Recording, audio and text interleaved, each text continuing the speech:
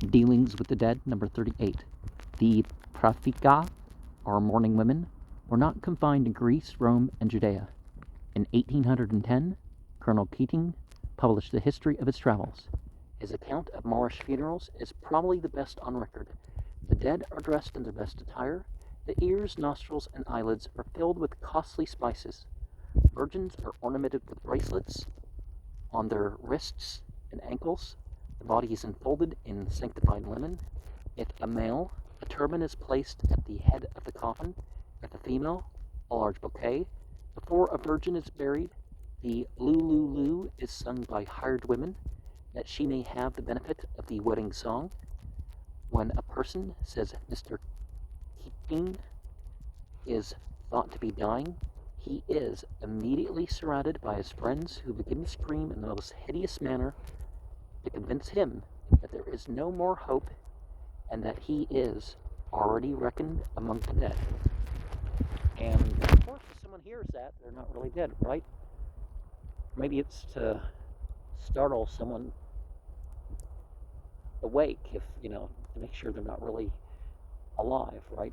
But let us remember there's a difference between what is done in a Muslim majority country and that which Islam permits. Islam doesn't bury the dead and the poor differently. It's a cheap, plain cloth. Nobody's buried in their finest. There's no grave goods. There's no bewailing the dead. There's no, none of this other extra stuff. Premature burial is said to be very common among the Moors. For this, Mr. Keating accounts in this manner, as according to their religion, they cannot think the departed happy till they are underground. They are washed instantly while yet warm, and the greatest consolation the sick man's friends can have is to see him smile while this operation is performing, not supposing such an appearance to be a convulsion occasioned by washing and exposing the unfortunate person to the cold air before life has taken its final departure. When a death occurs, the relations immediately set up the Williawoo, or death sermon. The cry is caught up from house to house, and hundreds of women are instantly gathered to the spot. They come to scream and mourn with the bereaved. This species of condolence is very happily described by Colonel Keating, page 92. They, the Howlers, take her, the mother, widow, or daughter, in their arms, lay her head on their shoulders, and scream without intermission for several minutes, till the afflicted object, stunned with constant howling and a repetition of her misfortune, sinks senseless on the floor.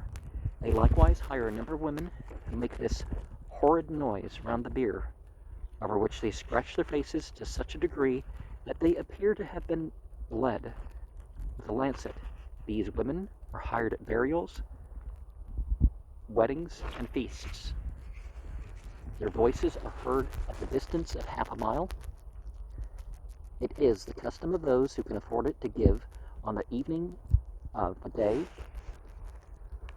the corpse is buried, a quantity of hot-dressed victuals to the poor. This they call the supper of the grave. Dr. E.D. Clark observes in his travels in Egypt, London, 1817, that he recognized among the Egyptians the same notes and the repetition of the same syllables in their funeral cries that had become familiar to his ear on like occasions among the Russians and the Irish. Well, in Morocco is the Eye of the Sahara, the center of Atlantis. So that area had influence on Egypt and all sorts of places later on in the more historical period of the record.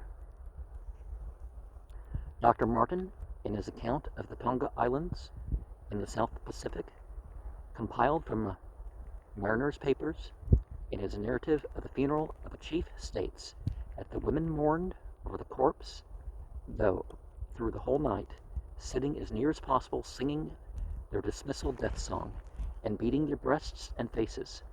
The desire to magnify one's apostleship is doubtless at the bottom of all extravagant demonstrations of sorrow at funerals, in the form of screaming, howling, yelling, personal laceration, and disfigurement.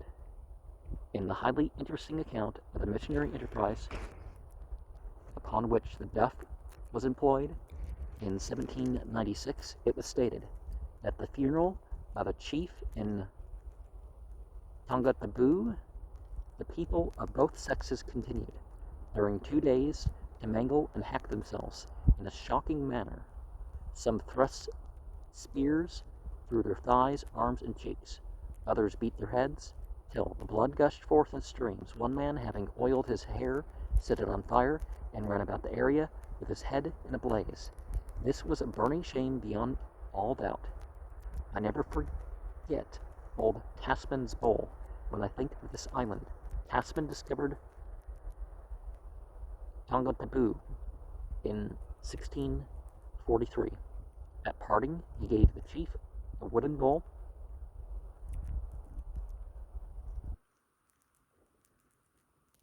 Cook found this bowl on the island 130 years afterwards.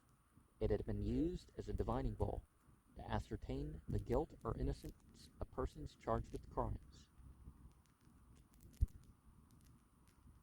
When the chief was absent at some other of the friendly islands, the bowl was considered as his representative and honored accordingly. Captain Cook presented the reigning chief with a pewter platter, and the bowl became immediately functus officio, the platter taking its place for the purposes of divination. In 1818, Captain Taki published the account of his expedition to explore the Zaire or Congo River. He describes a funeral at Mbama, the chief mart on the river. In returning to their vessel after a visit to the chief, Chenu, the party observed a hut in which the corpse of the female was deposited, dressed as one alive. On the inside were 4 women howling lustily, to whom 2 men outside responded. The concert closely resembling the yell at an Irish funeral.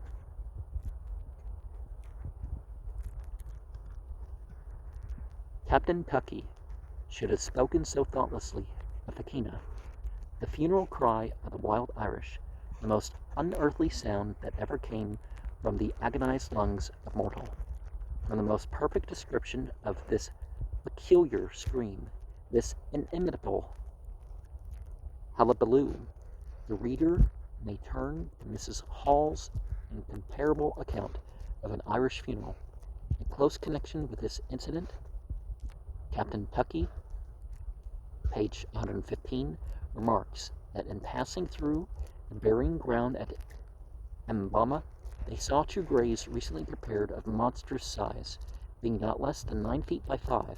This he explains as follows. Simmons, a native returned from England to his native country, requested a piece of cloth to envelop his aunt, who had been dead 7 years, and was to be buried in 2 months. The manner of preserving corpses for so long a time is by enveloping them in the cloth of a country or in European cotton. The wrappers are successfully multiplied as they can be procured by the relations of the deceased, or according to the rank of the person. In the case of a rich and a very great man, the bulk being only limited by the power of conveyance to the grave, when the Spaniards entered the province of Papayan, they found a similar practice there, with this difference, that the corpse was partially roasted before it was enveloped. When a chief dies among the Caribs of Guyana, his wives, the whole flock of them, watch the corpse for 30 days and pick off the flies, a task which becomes daily more burdensome. As the attraction becomes greater, at the expiration of 30 days it is buried, and one of the ladies, probably the best beloved, with it. Some of the Orinoco tribes were the practice of tying a rope to the corpse and sinking it in the river. In 24 hours it was picked clean to the bones on the fishes, and the skeleton became a very convenient and tidy memorial. This is decidedly preferable to the mode adopted by the Parsis. Their sacred books enjoined them not to pollute earth, water, or fire with their dead. And there's reason to think that the sky burial thing was later among them rather than earlier. They therefore feel authorized to pollute the air. They bury not, but place the corpses at a distance and leave them to their fate. It was the opinion of Menu that the body was a tenement, scarcely worth inhabiting. A mansion, says he, with bones for beams and rafters, nerves and tendons for cords, muscles and blood for mortar, skin for its outward covering, a mansion infested by age and sorrow, the seat of many maladies, harassed with pains, haunted with darkness, and utterly incapable of standing long. Such a mansion let the vital soul, its tenant, always quit cheerfully. This contempt for the tabernacle, the carcass, the outer man, strangely contrasts with that deep regard for it, evinced by the Egyptians and such of the Jews, Greeks, and Romans, as were in the practice of embalming. When that extraordinary man, Sir Thomas Browne, exclaimed in his Hydriotaphia, "Who knows of the fate of his bones, or how oft he shall be buried? Who hath his oracle of his ashes, or whether they are to be scattered?" Well, it's important to direct the oracle rather than just consult the oracle, right? He doubtless was thinking of Egyptian mummies transported to Europe, forming a part of the materia mythica, being actually swallowed as a physic. A writer in the London Quarterly, volume 21, page 363, states that when the old traveller John Sanderston returned to England, 600 pounds of mummies were brought home for the Turkey Company. I am aware that it has been denied by some that the Egyptian mummies were broken up and sent to Europe for medicinal uses. By them it is asserted that when the druggist had been supplied with is the flesh of executed criminals, are such others as the Jews can obtain, filled with bitumen, aloes, and other things, and baked, till the juices are exhaled, and the embalming matter has fitted the body for transport.